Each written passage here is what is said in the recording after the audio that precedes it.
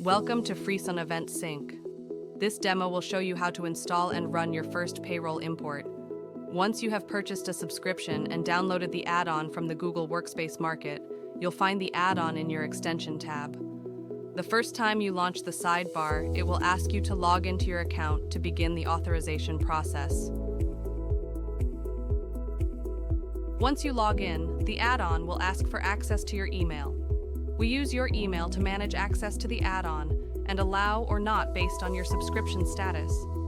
Next, you'll be prompted to authorize the add-on to access to your Google Calendars, the sheet you want to write to, access to create a 2-hour trigger to keep your sheet up to date in the background, and access to read the Google native database we use to check your subscription status.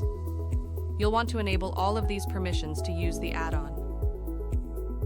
Once you allow the permissions, the Payroll tool sidebar will pop up and you can begin to use it to import your calendar.